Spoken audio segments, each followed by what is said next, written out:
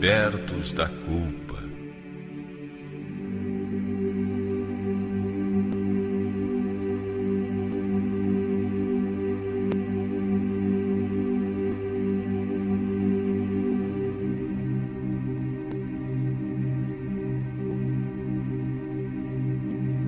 Como pode alguém ser justo diante de Deus?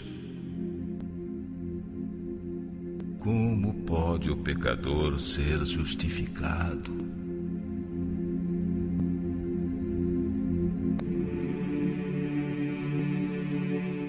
Unicamente por meio de Cristo podemos estar em harmonia com Deus, com a santidade.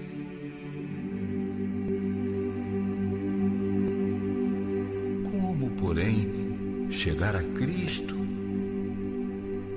Muitos fazem hoje a mesma pergunta que a multidão fez no dia do Pentecoste, quando, convencidos do pecado, clamaram: que faremos?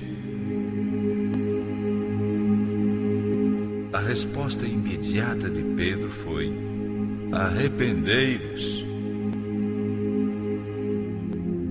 Noutra ocasião, logo depois, ele disse: arrependei-vos e convertei-vos, para que sejam apagados os vossos pecados.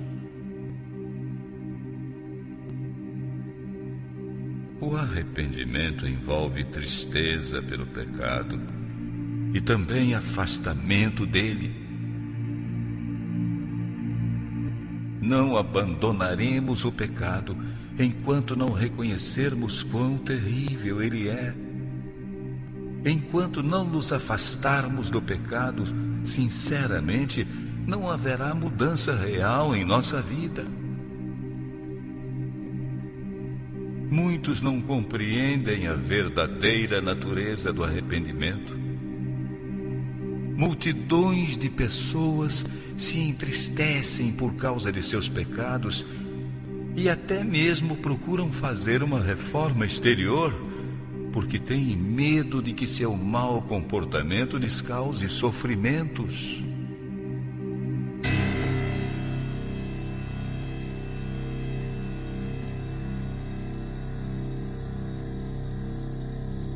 Mas não é esse o arrependimento de que a Bíblia fala. Essas pessoas lamentam o sofrimento e não o próprio pecado. Esse foi o tipo de tristeza que Esaú sentiu quando percebeu que havia perdido para sempre o direito de ser o primogênito. Balaão, apavorado pela presença do anjo que se colocou no meio de seu caminho, com a espada apontada para ele, reconheceu seu pecado, sim, porque teve medo de morrer.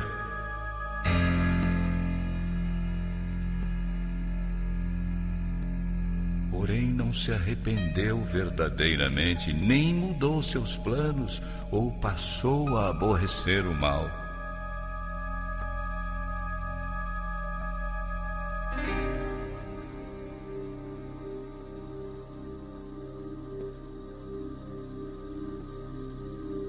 Judas Iscariotes, depois de haver traído seu Senhor, exclamou: pequei traindo sangue inocente. A confissão foi arrancada de sua mente culpada por um horrível sentimento de condenação e por imaginar o juízo que o estava esperando. As consequências o enchiam de pavor. Mas não houve em seu coração uma profunda tristeza por haver traído o inocente Filho de Deus e negado o Santo de Israel.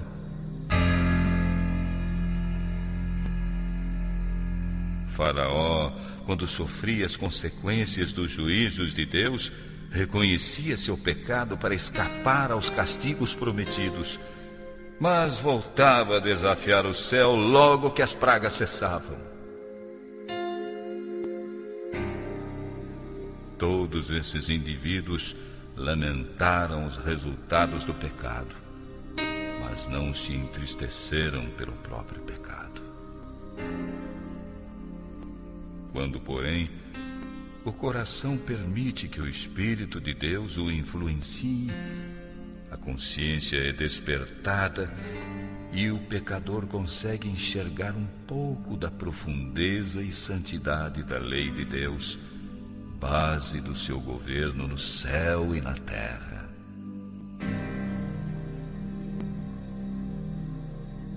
A luz verdadeira que veio ao mundo e ilumina todas as pessoas, ilumina também os segredos do coração e revela as coisas ocultas das trevas.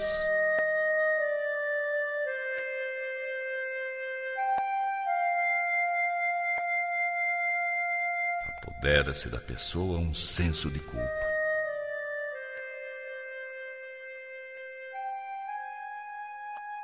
O pecador percebe sua própria condição, começa a enxergar a justiça do Senhor e experimenta um sentimento de horror em sua própria culpa e impureza diante daquele que conhece tudo que vai dentro do coração.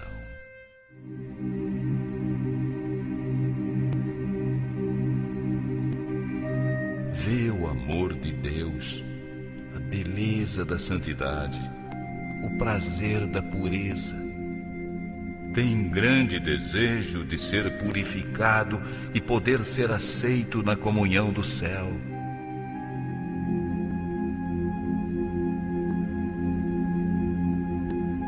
A oração de Davi, depois de sua queda, ilustra como é a verdadeira tristeza pelo pecado.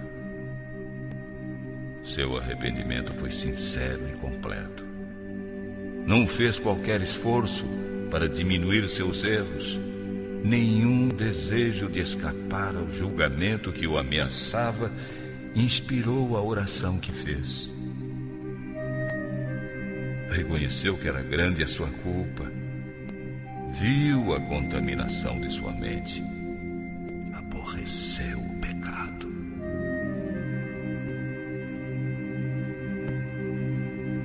Não pedia somente o perdão, mas queria receber também um coração puro.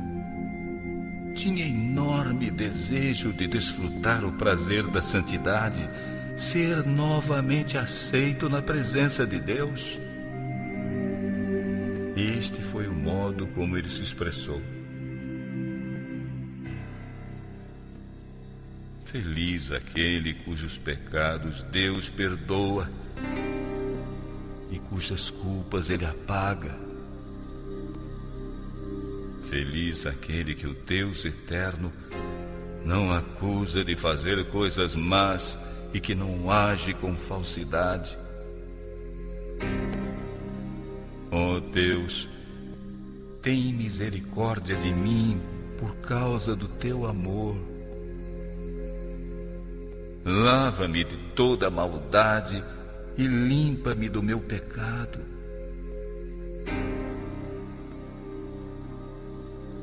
Purifica-me de todas as minhas culpas e apaga meu pecado.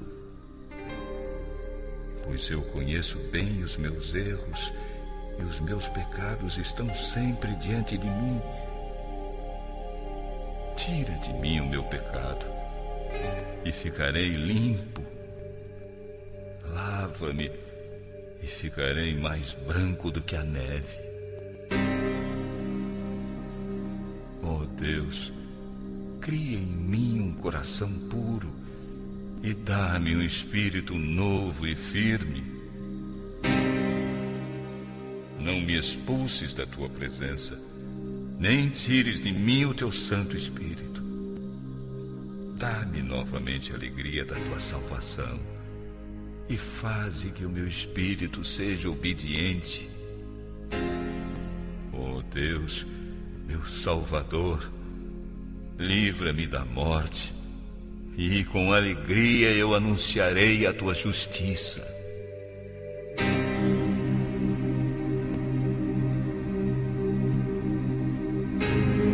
Arrependimento como esse está fora de nosso alcance por nossas próprias forças.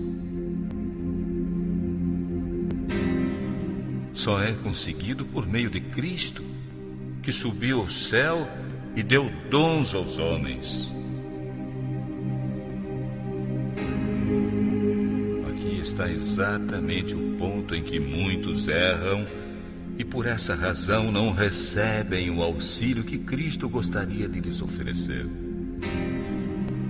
Pensam que não podem chegar a Cristo sem primeiro se arrepender e que o arrependimento lhes prepara o caminho para o perdão dos pecados. É certo que o arrependimento vem antes do perdão, pois unicamente o coração quebrantado e triste é que sente a necessidade de um Salvador. Mas será que o pecador tem de esperar até que se tenha arrependido antes de poder se aproximar de Jesus? Deveria o arrependimento ser uma barreira entre o pecador e o Salvador?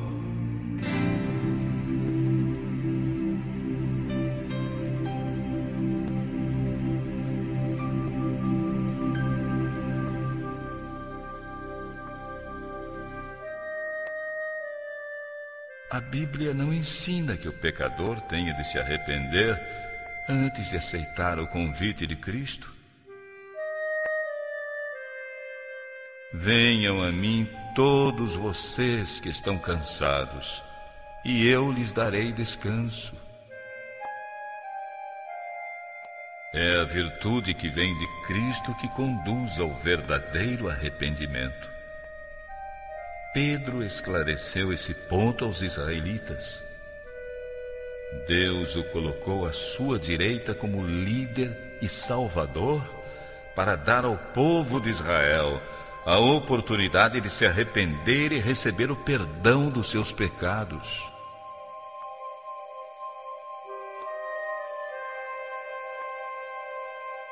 Assim como não podemos alcançar perdão sem Cristo, também não podemos nos arrepender sem que o Espírito de Cristo nos desperte a consciência.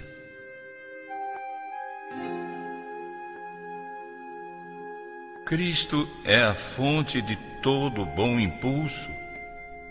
Somente Ele é capaz de implantar no coração a inimizade contra o pecado.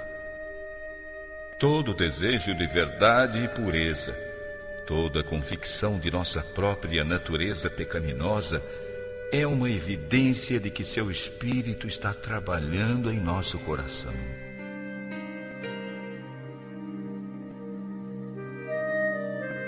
Jesus disse: Eu, quando for levantado da terra, todos atrairei a mim.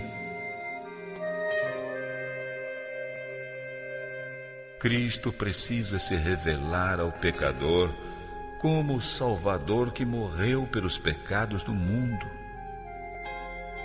E quando contemplamos o Cordeiro de Deus sobre a cruz do Calvário, começa a revelar-se a nós o mistério da redenção, e a bondade de Deus nos leva ao arrependimento. Morrendo pelos pecadores, Cristo manifestou um amor que não pode ser compreendido.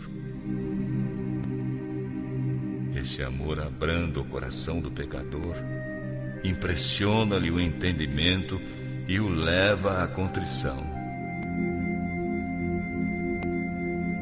É verdade que às vezes os homens sentem vergonha de seus caminhos pecaminosos e renunciam a alguns maus hábitos antes de ter consciência de que estão sendo atraídos a Cristo.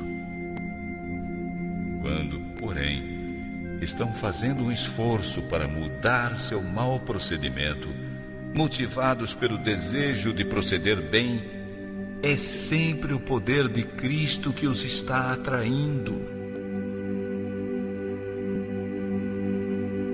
Uma influência que eles desconhecem está trabalhando em sua mente, despertando sua consciência, levando sua vida exterior a se corrigir.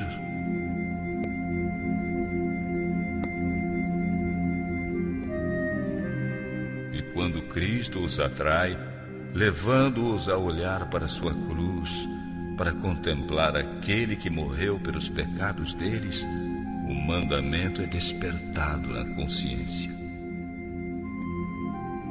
Aparece diante de seus olhos sua pecaminosidade, o pecado que se acha arraigado em sua vida.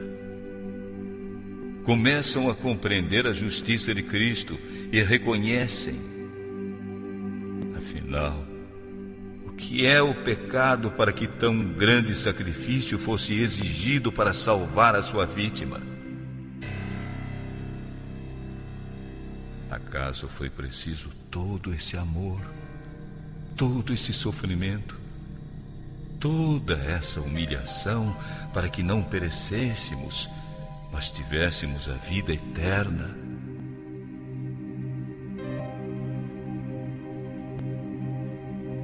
O pecador poderá resistir a esse amor, poderá recusar ser atraído para Cristo. Se, porém, não se opuser, será levado para Ele.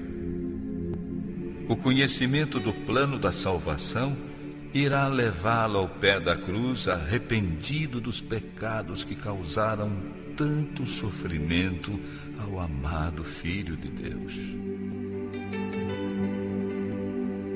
O mesmo poder divino que age nas coisas da natureza fala ao coração dos homens, criando neles um irresistível desejo de algo que não possuem. As coisas do mundo não podem satisfazer seus anseios. O Espírito de Deus insiste com eles a fim de que só busquem aquilo que unicamente pode lhes dar paz e descanso: a graça de Cristo, o prazer da santidade. Através de influências visíveis e invisíveis, nosso Salvador está agindo constantemente para que a mente dos seres humanos seja atraída dos prazeres do pecado, que não oferecem satisfação para as infinitas bênçãos que podem dele encontrar. A todos os que buscam saciar a sede nas fontes poluídas deste mundo é dirigida a mensagem divina. Quem tem sede, venha, e quem quiser, tome de graça da água da vida.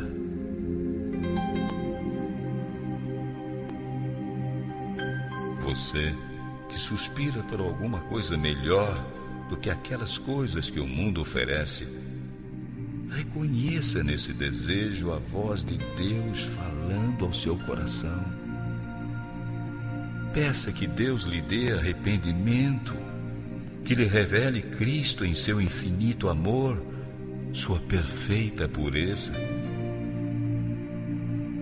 Na vida do Salvador está o perfeito exemplo dos princípios da lei de Deus, amor a Deus e ao homem. Bondade e amor eram a razão de sua vida. É quando contemplamos o Salvador e sua luz nos ilumina que podemos ver a pecaminosidade de nosso coração.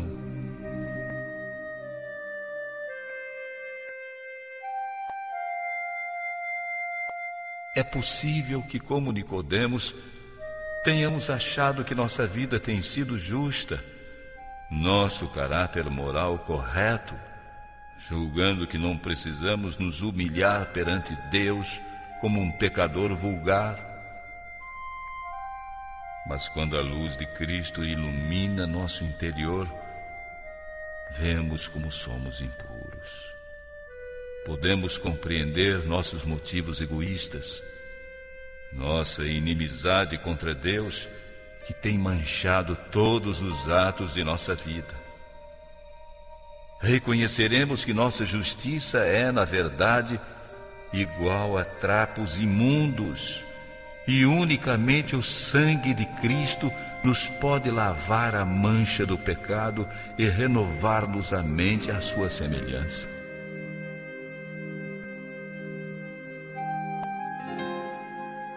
Um raio da glória divina, um vislumbre da pureza de Cristo que penetre em nós, tornará visível toda a mancha de pecado, revelando claramente os defeitos do caráter humano. Torna evidentes os desejos profanos, a infidelidade do coração, a impureza da linguagem. Os atos de deslealdade do pecador, desrespeitando a lei de Deus, são colocados bem claros à sua frente, e ele se sente abatido quando se vê diante da influência observadora do Espírito de Deus. O pecador fica aborrecido com ele mesmo ao contemplar o puro e perfeito caráter de Cristo.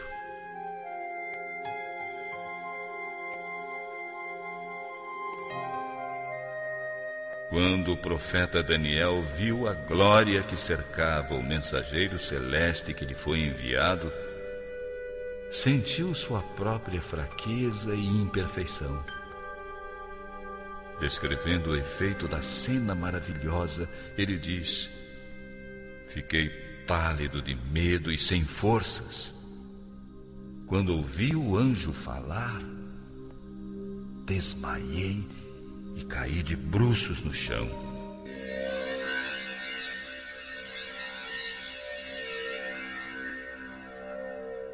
A pessoa que se sente assim comovida terá ódio de seu egoísmo, vai aborrecer seu amor próprio e irá buscar, pela justiça de Cristo, a pureza de coração que está em harmonia com a lei de Deus e o caráter de Cristo.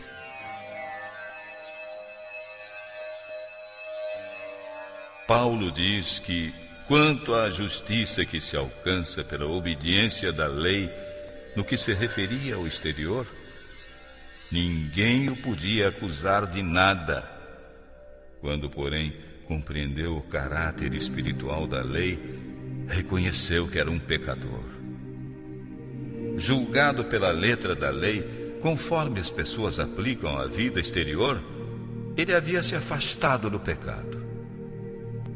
Mas quando olhou as profundezas dos santos mandamentos, viu-se a si mesmo como o próprio Deus o via.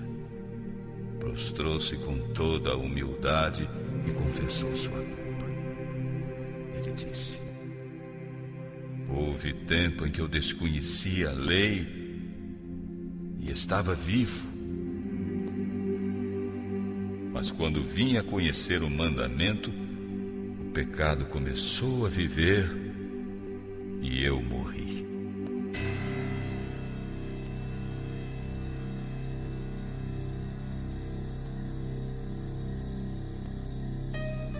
Quando compreendeu a natureza espiritual da lei, o pecado se apresentou a ele em toda a sua terrível feição e todo o amor próprio desapareceu. Deus não considera todos os pecados igualmente graves. Há diferentes gradações de culpa, tanto aos olhos divinos quanto aos humanos. Todavia, por mais insignificante que essa ou aquela atitude má possa se apresentar ao ser humano, para Deus, nenhum pecado é pequeno. O julgamento humano é parcial, imperfeito, mas Deus avalia todas as coisas como realmente são. O alcoólatra é desprezado e costuma-se dizer a ele que seu vício o deixará fora do céu, enquanto o orgulho, o egoísmo e a cobiça não são muitas vezes condenados. No entanto, esses pecados são muito ofensivos a Deus. São contrários à bondade do caráter divino e ao amor desinteressado, que é o próprio ambiente de todo o universo onde o pecado não entrou. A pessoa que cai num pecado grosseiro sente talvez sua vergonha e miséria, a sua maior necessidade, que é o amor de Cristo, Mas o orgulho não sente necessidade alguma, e assim fecha o coração a Cristo e as incontáveis bênçãos que Ele veio dar.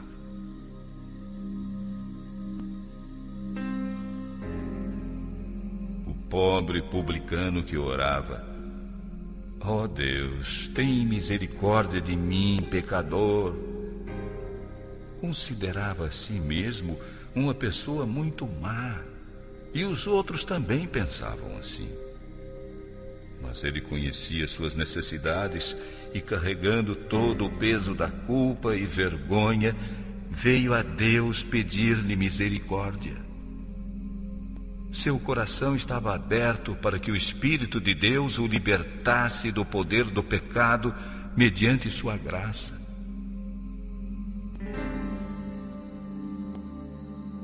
A oração orgulhosa e cheia de justiça própria do fariseu mostrou que ele tinha o coração fechado à influência do Espírito Santo. Pela distância em que se encontrava de Deus, não percebia seus próprios pecados em contraste com a perfeição da santidade divina. Não sentia necessidade de coisa alguma e nada recebeu.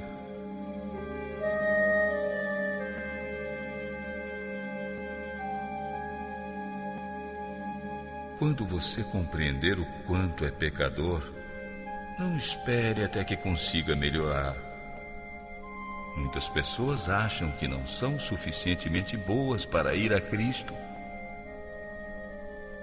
Tem você esperança de se tornar melhor através de seus próprios esforços? Pode o etíope mudar a sua pele? Ou o leopardo as suas manchas? Nesse caso também vós poderíeis fazer o bem, sendo ensinados a fazer o mal. Só em Deus há socorro para nós. Não devemos esperar apelos mais fortes, oportunidades melhores ou um temperamento mais santo. Por nós mesmos nada podemos fazer. Temos de ir a Cristo exatamente como estamos. Mas ninguém deve se iludir pensando que Deus, em seu grande amor e bondade, salvará mesmo aqueles que rejeitam sua graça. O tremendo caráter maligno do pecado só pode ser avaliado diante da cruz. Se alguém insiste em dizer que Deus é bom demais para rejeitar o pecador, que olhe ao Calvário.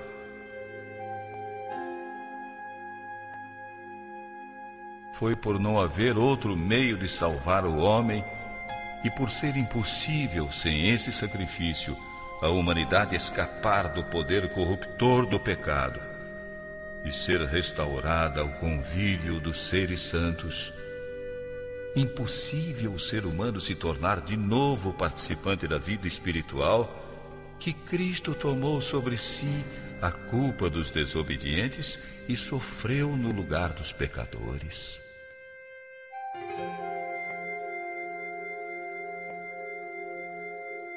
O amor, sofrimento e morte do Filho de Deus mostram quão terrível é o pecado e revelam que não há como escapar do seu poder, nem esperança de uma vida melhor, a não ser pela entrega do coração a Cristo.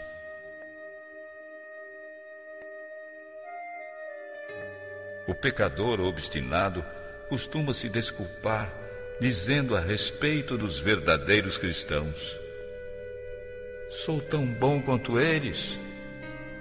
Não são mais bondosos, nem mais corretos em seu modo de viver do que eu. Eles também gostam dos prazeres e são condescendentes com eles próprios, tanto quanto eu.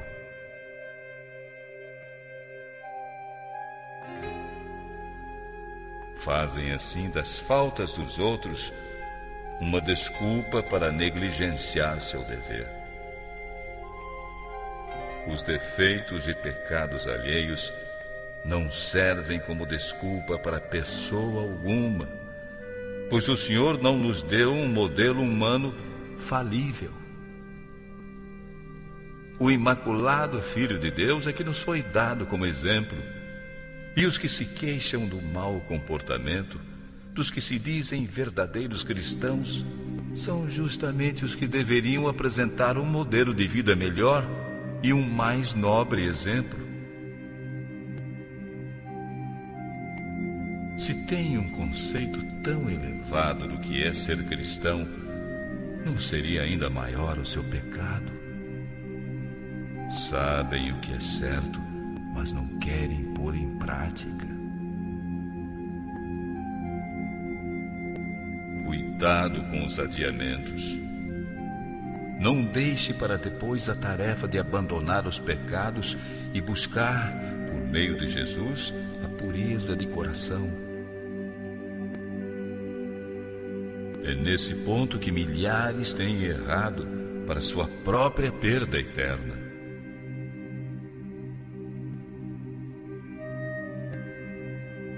Não vou me demorar aqui sobre a brevidade e a incerteza da vida. Mas há um terrível perigo que não é bem compreendido em adiar ou atender ao chamado do Espírito Santo, preferindo viver no pecado, pois é esse, na prática, o retardamento. Só com o risco de perder a vida eterna é que podemos tolerar o pecado, por pequenino que seja. O que não conseguirmos vencer, nos vencerá para a nossa própria destruição.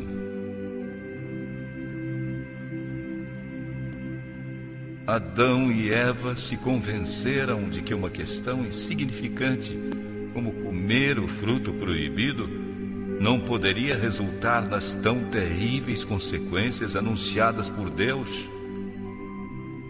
Mas essa desobediência insignificante era uma transgressão da imutável e santa lei divina e separou o ser humano de Deus, permitindo a entrada da morte e trazendo sobre o mundo tantas misérias indescritíveis.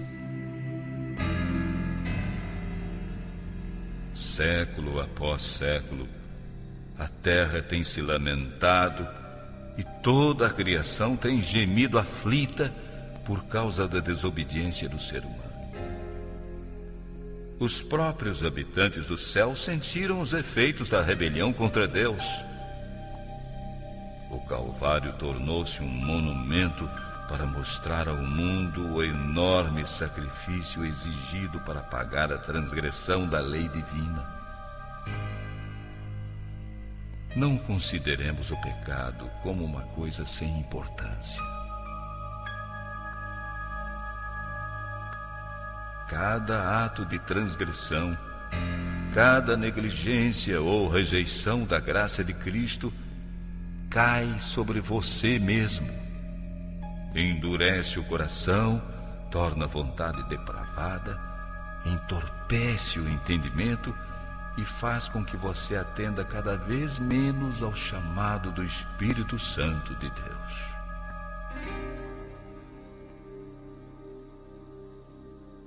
Muitos tranquilizam a consciência perturbada, achando que podem mudar a sua maneira errada de ser quando bem entenderem, que podem considerar levianamente o convite de misericórdia e, apesar disso, não deixarem de ser impressionados repetidas vezes.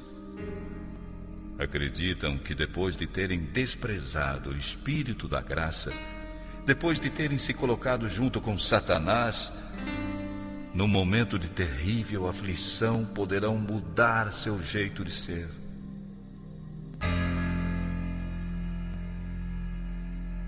Mas isso não é tão fácil. A experiência, a educação de toda a vida construiu um caráter de tal modo que são poucos aqueles que desejam receber a imagem de Jesus em sua mente. Apenas uma qualidade negativa do caráter que seja. Um só desejo de pecar cultivado persistentemente, tornará sem efeito todo o poder do Evangelho. Qualquer tolerância para com o pecado fortalece a inimizade de uma pessoa para com Deus. Aquele que manifesta uma arrogante falta de fé ou uma grande indiferença para com as verdades divinas está apenas colhendo aquilo que ele mesmo plantou. Em toda a Bíblia não existe advertência mais terrível contra brincar com o que é mal do que as palavras de Salomão. Ele é apanhado na rede de seu próprio pecado.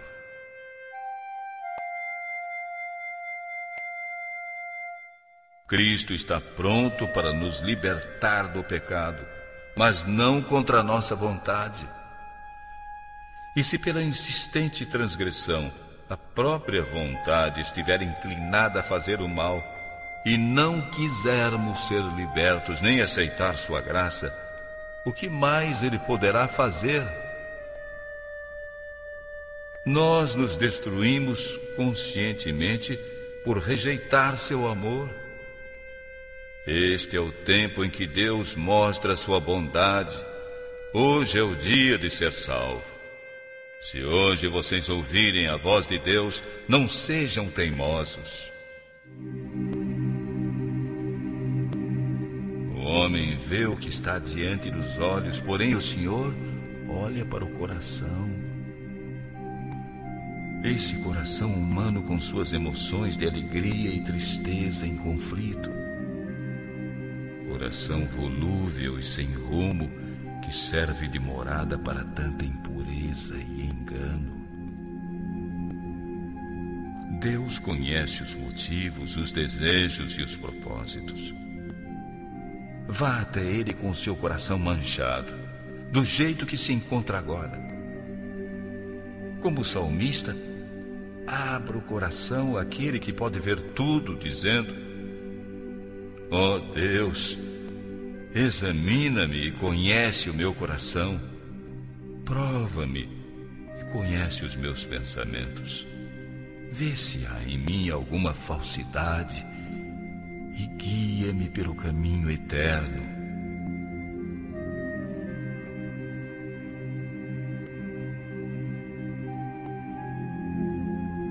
Muitos adotam uma religião intelectual, uma forma de piedade, sem que seu coração seja purificado. Que a sua prece seja: ó Deus, cria em mim um coração puro e dá-me um espírito novo e firme. Trate a si mesmo com sinceridade. Tenha fé e seja constante, como se estivesse em jogo a sua vida. Essa é uma questão que tem de ser resolvida entre você e Deus, e a solução tem que ser para a eternidade. Uma esperança meramente suposta pode arruinar sua vida.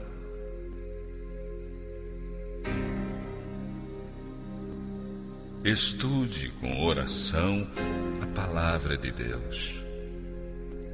Ela apresenta na lei de Deus e na vida de Cristo os grandes princípios da santidade, sem a qual ninguém verá o Senhor. Ela convence do pecado e apresenta com clareza o caminho da salvação. Escute o que ela tem para dizer a você, como sendo a voz de Deus falando diretamente ao seu coração. Ao ver quão pecador você é, ao enxergar a si mesmo como na verdade é, não se entregue ao desespero. Foi para salvar pecadores que Cristo veio. Não somos nós que temos de fazer a reconciliação com Deus, mas que amor maravilhoso! Deus está em Cristo reconciliando consigo o mundo. Através de seu terno amor, Ele está procurando atrair o coração de seus filhos extraviados. Nenhum pai humano poderia ter tanta paciência com as faltas e erros de seus filhos como Deus tem para com aqueles que deseja salvar. Ninguém jamais poderia insistir tão amorosamente com o pecador.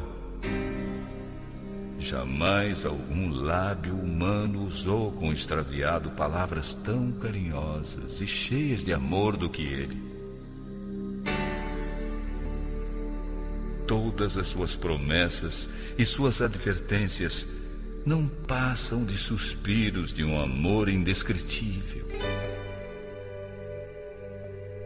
Quando Satanás vem dizer que você é um grande pecador, levante os olhos para o Salvador e fale dos seus méritos.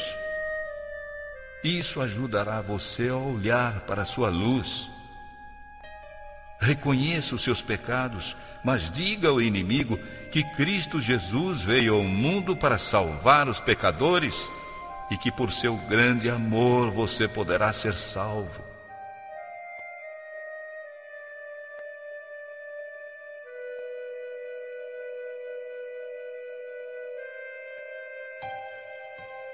Jesus fez uma pergunta a Simão acerca de 2 devedores. Um devia ao seu senhor uma quantia muito pequena e o outro uma soma elevada. Os 2 foram perdoados. Cristo perguntou a Simão qual dos 2 devedores teria maior amor pelo seu senhor. Simão respondeu: tenho para mim que aquele a quem mais perdoou. Fomos grandes pecadores, mas Cristo morreu para que fôssemos perdoados. Os méritos do sacrifício de Cristo são suficientes para serem apresentados ao Pai em nosso favor.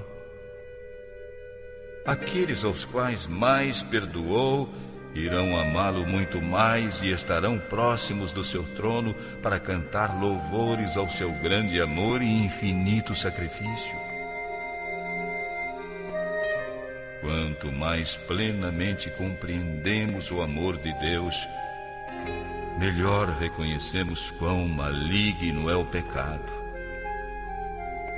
Quando reconhecermos o comprimento da corda que foi lançada para nós, quando compreendermos alguma coisa do enorme sacrifício que Cristo fez em nosso favor, o coração se encherá de ternura e contrição.